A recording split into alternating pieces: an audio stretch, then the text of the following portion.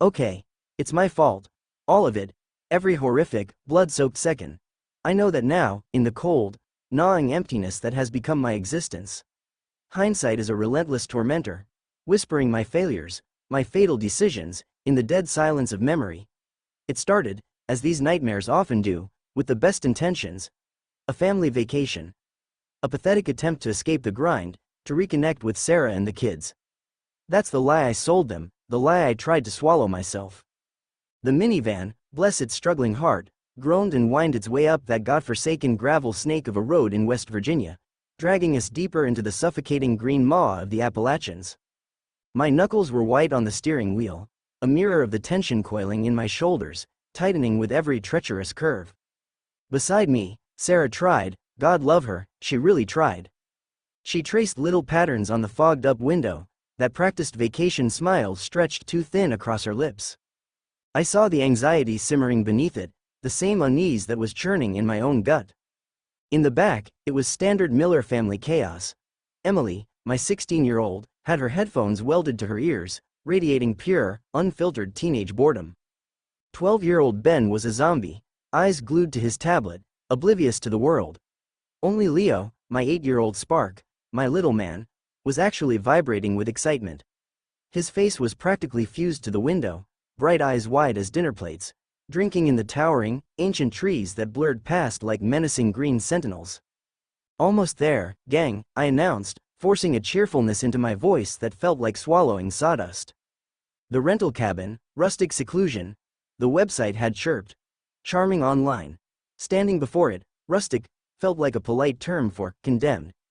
Seclusion felt less like a selling point and more like a stark warning. The air was thick, heavy with the scent of stale pine cleaner battling something older, something musky and primal, like damp earth and decay. Dust motes, thick as flies, danced in the weak, greasy afternoon light that managed to seep through the grimy window panes. Dad, can I go explore? Like, right now? Leo was bouncing on the balls of his feet before the engine even fully died, his energy a stark contrast to the oppressive stillness of the place. Hold on, buddy, Sarah cautioned, her voice gentle but edged with that familiar maternal firmness. Let's get unpacked first. And you don't go anywhere without telling one of us. Rules. We always had rules. They were supposed to keep them safe. He practically vibrated out of his skin, begging to at least play on the porch while we wrestled with the bags. I caved. It was just the porch. What harm could it possibly do? That decision, that single, careless concession, replays in my mind, a looped torture film. Okay, Leo, I said, kneeling down to look him square in the eyes, trying to project an authority I didn't feel in this unsettling place. On the porch. Only on the porch. Do not step off it. Understand me, buddy? Yes, Dad.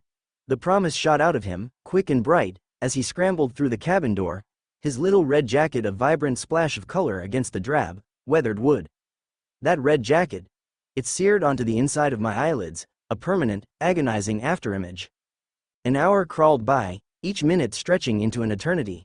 The sounds of the forest pressed in on us, a disquieting symphony of rustles, clicks, and distant, unidentifiable cries. Beneath it all, an unnerving, profound quiet that felt like a held breath. Sarah started making sandwiches, her movements jerky. Emily found a new way to complain about the absolute, unforgivable lack of Wi-Fi. Ben poked listlessly at some ancient, dusty board game he'd unearthed. I stepped out onto the porch, desperate for a breath of air that didn't taste of dust and impending doom, my eyes instinctively scanning the dense, indifferent treeline.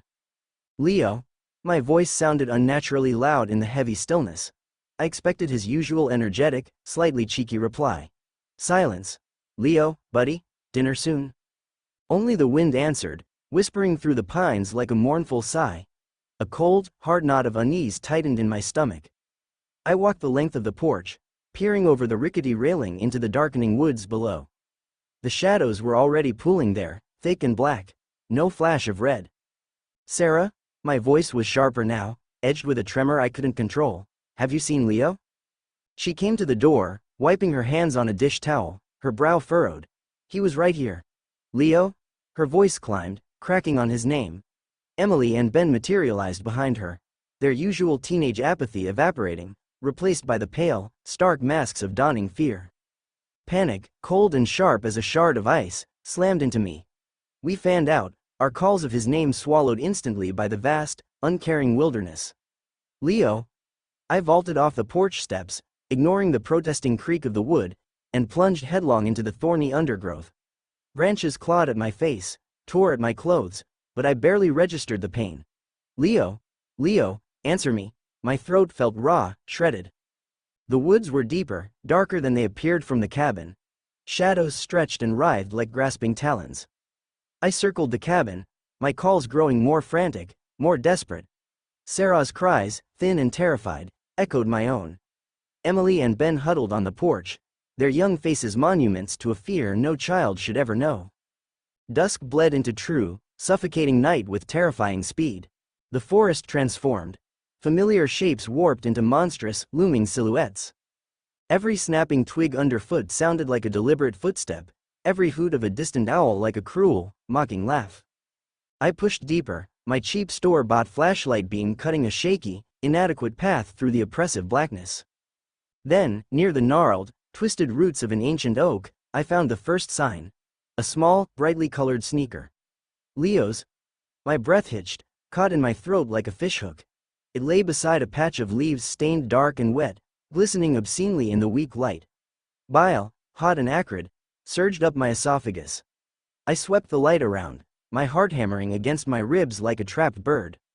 Then I saw it. A trail, not footprints, drag marks. And spatters.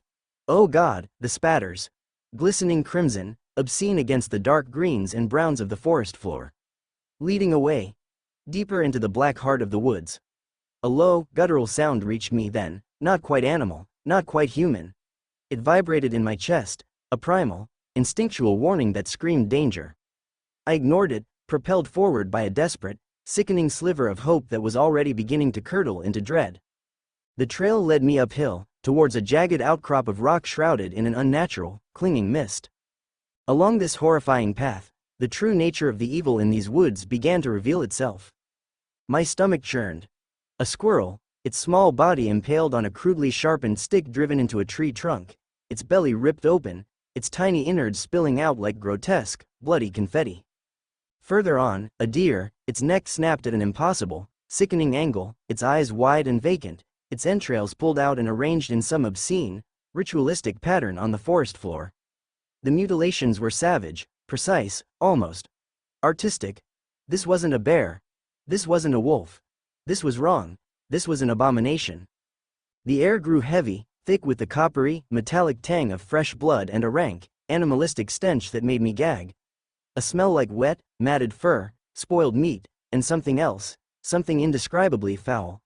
I saw the cave entrance then, a jagged, black maw in the rock face, darker than the surrounding night, seeming to swallow the very light. The drag marks, now wider, more pronounced, led straight inside. Leo, I whispered, my voice a trembling, fragile thing. I forced myself forward, one agonizing step at a time, my flashlight beam dancing nervously over the damp, slick stone. The smell inside was a physical assault, overwhelming my senses. The beam landed on a splash of red fabric, partially hidden behind a jagged rock. Leo's jacket, torn, blood-soaked. My light moved further, trembling violently now, illuminating the back of the shallow cave. And my world didn't just shatter, it imploded, it was ripped apart, atom by atom. It wasn't a body, not anymore, it was pieces, my son was pieces.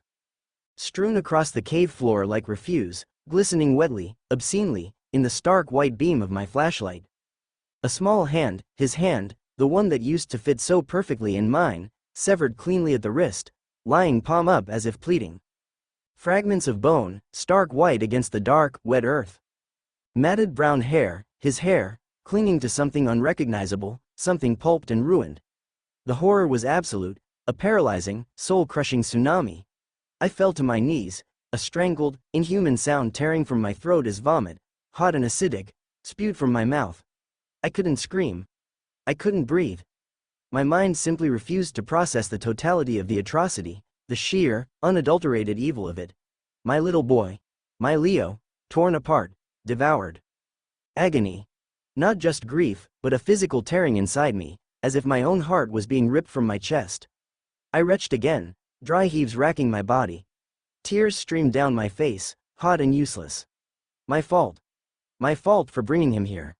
My fault for letting him play outside. My fault. My fault. My fault. The words were a silent scream in my skull. Then I heard it again, closer this time, much closer. Right behind me, from the deeper darkness within the cave. A wet, clicking sound, like bones grinding together, or talons on stone. A low, chuffing breath that wasn't wind, carrying that same fetid stench of blood and decay. My flashlight flickered wildly as my hand shook uncontrollably. I scrambled backward on all fours like a terrified animal, crab walking out of that charnel house, my eyes fixed on the impenetrable darkness. Something moved in there. A shape, vaguely man-like but far too tall, impossibly thin, its limbs jointed wrong, shifting with an unnatural, terrifying fluidity. I didn't see eyes, not then, but I felt them, ancient, malevolent, filled with a terrifying, predatory intelligence and an unholy hunger. A guttural snarl, a sound of pure, condensed malice, echoed from the cave, and I ran. I burst from the cave mouth, propelled by a surge of pure, adrenalized terror so potent it nearly stopped my heart. I didn't look back, I didn't dare, but I could hear it. The impossibly fast scrabbling of something impossibly heavy moving through the dense undergrowth, the sharp snap of branches as it gained on me, the same wet clicking sounds keeping an unholy rhythm with my pounding heart. It wasn't just chasing, it was toying with me. I could feel it, like a cat with a crippled mouse. Its breath, hot and stinking, seemed to ghost across the back of my neck. Once, I felt something whip past my ear, like a clawed hand missing by a hair's breadth. I stumbled, fell hard, the impact driving the air from my lungs. Thorns tore at my skin, my face. I scrambled up, lungs burning, sobbing for breath, every muscle screaming. The cabin lights were a distant, mocking beacon of false hope.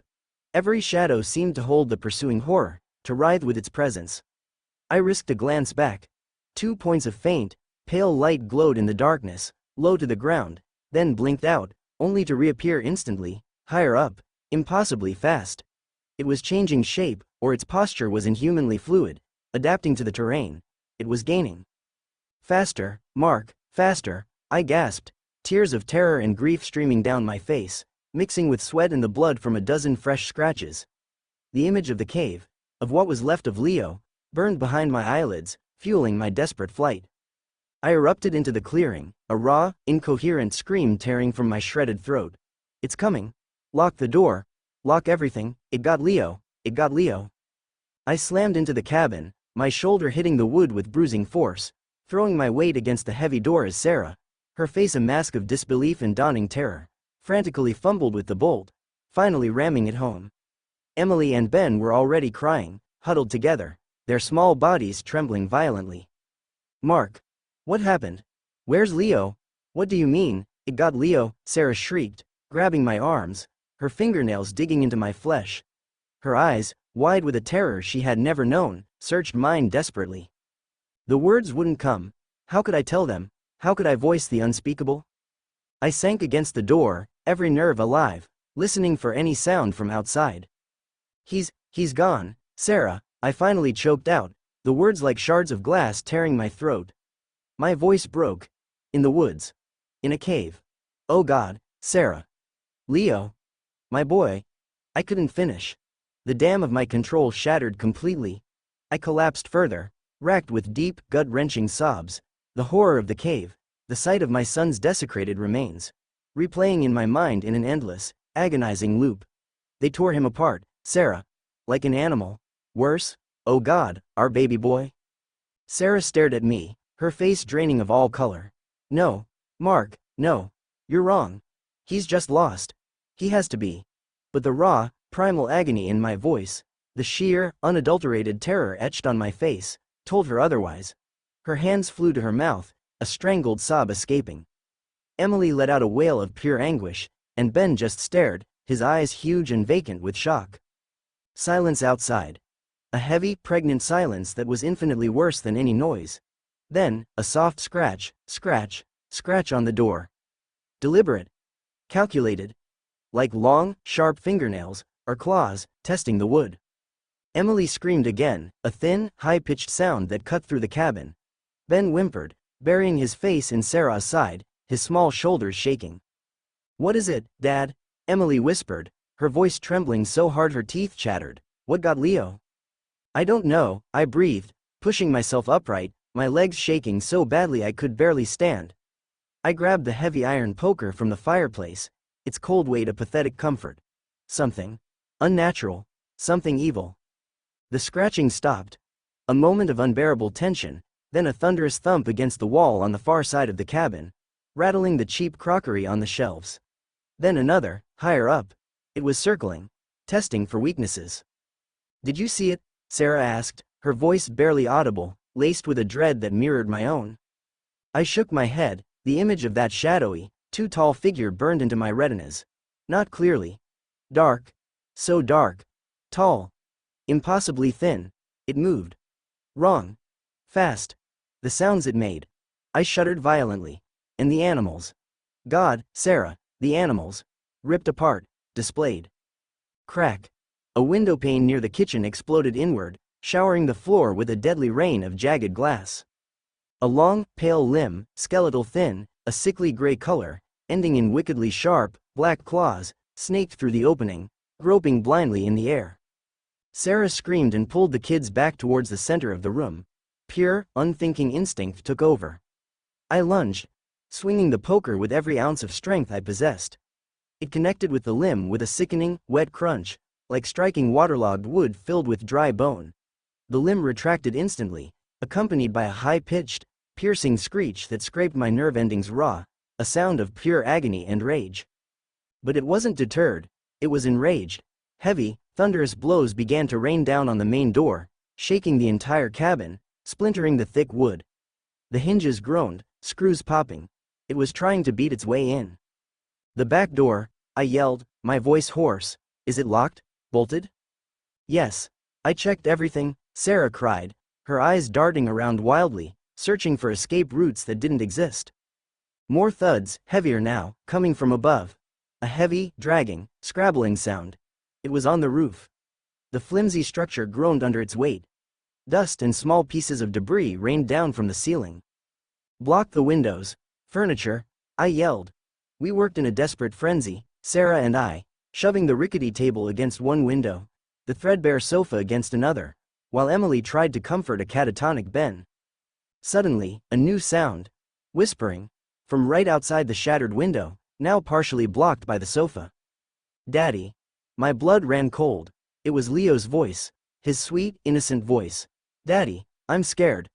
Let me in." Sarah gasped, her eyes wide with a horrifying mixture of hope and terror.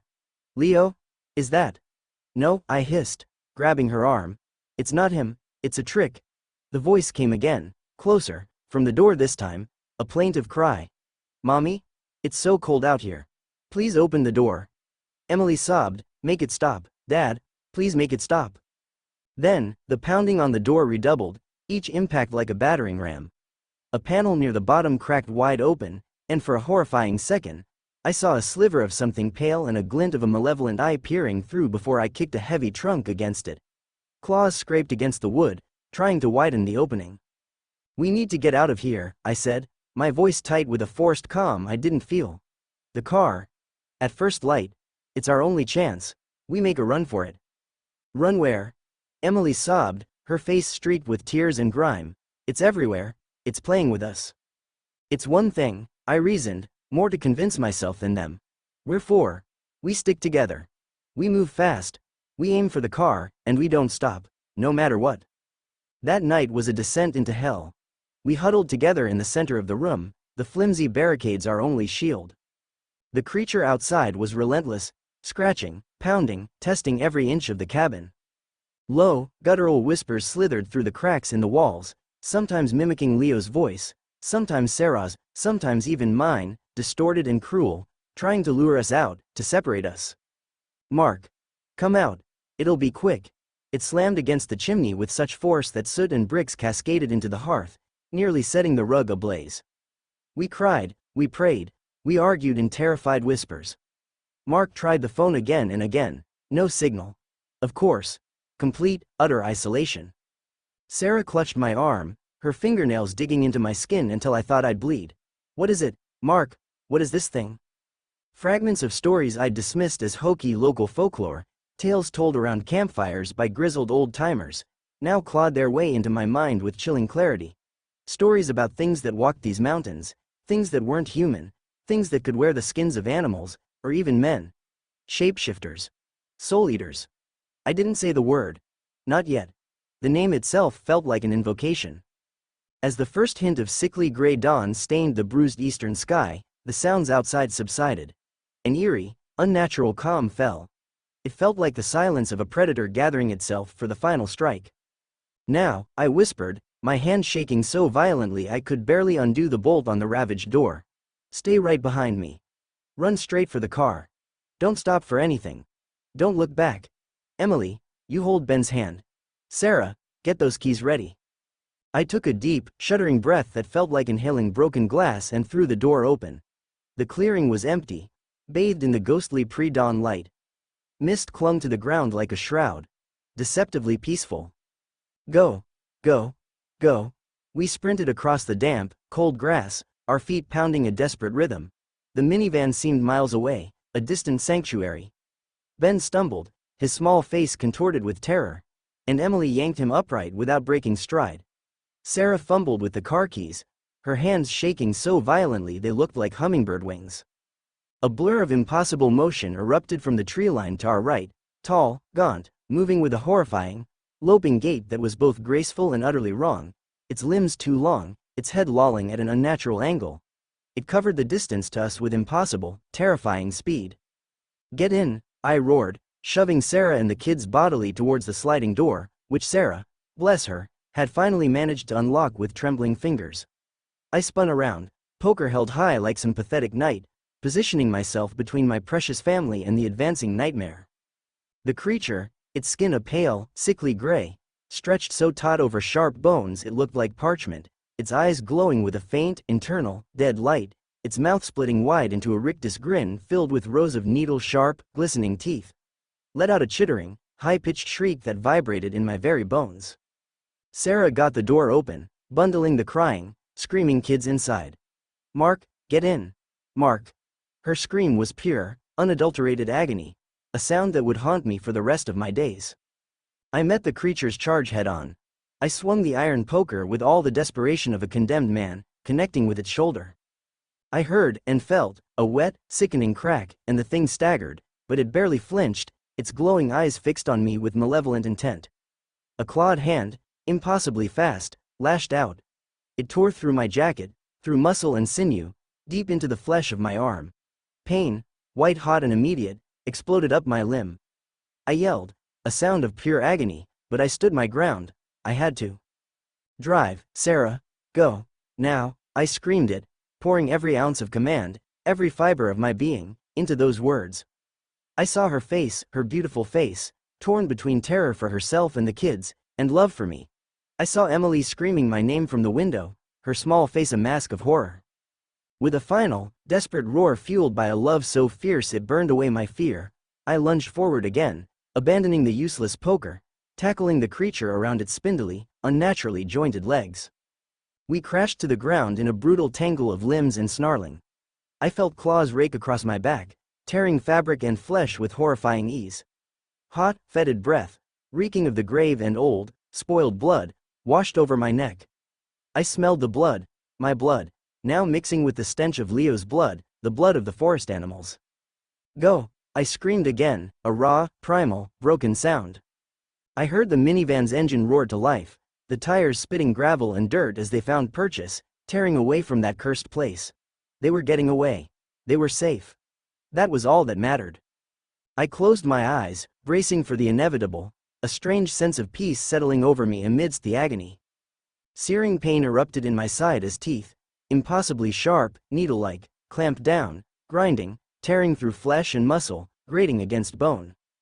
A strange, invasive coldness spread through me, pushing back the fire of the pain, a coldness that seeped into my very soul. It felt like being hollowed out, like something ancient and foul and utterly evil was pouring into the empty space where I used to be. Rage, not my own, but vast and primal, flooded my mind. Hunger, an abyss of need, vast and consuming. Alien thoughts, alien needs, warring with the fading, flickering echoes of Mark Miller, of husband, of father. My last coherent thought, a pinpoint of light in the encroaching, soul-devouring darkness. Sarah. Emily. Ben. Safe. Then, a snap. Not of bone being broken by the creature, but a sickening, tearing realignment within me. My own bones shifting, elongating. Darkness. Utter confusion. Unbearable cold. Then, a new, terrifying awareness flickered to life. Senses, impossibly sharp. The smell of fear on the wind. Their fear. A primal urge, overwhelming everything else. Follow. Hunt. Feed. Time fractured, became meaningless. Days, nights blurred into a gray continuum of instinct and shadow. Movement became effortless, hiding a second nature. Traveling under the pale moonlight, the forest, once a place of terror, was now an ally, a cloak. The hunger, though. The hunger gnawed, a constant, hollow ache deep within this new form, a hunger for something more than just flesh. Sometimes, fleeting images, like shattered pieces of a dream, surfaced. A woman's terrified, beloved face, 2 crying children. But they were quickly submerged beneath the driving, predatory need. I arrived. Ohio. Suburbia. It felt wrong, exposed, the orderly streets and manicured lawns an affront to the wildness I had become. But the scent trail, faint but persistent, had been strong. Them. I found the woods bordering their new yard, a pale, pathetic imitation of the deep, ancient forests I now knew as home, but it was sufficient. A place to watch. A place to wait. And then I saw her. Sarah, standing at the kitchen window, framed in the warm, inviting light, her silhouette achingly familiar. A pang, sharp and strange, echoed deep within the beast I had become. A flicker of memory?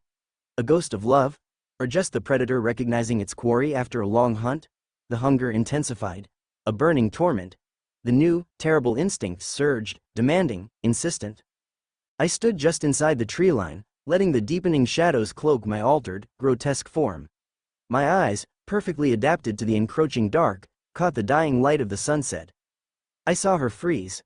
Saw the flicker of confusion, then the dawning, horrified recognition in her expression, quickly replaced by a terror so profound it was almost a physical blow. They weren't safe. They would never be safe from me. Not really. Part of me, the cold, alien thing that now wore the faint, distorted echo of Mark Miller's stolen shape, felt a chilling, predatory satisfaction. I am here. I watch. I wait, and I hunger.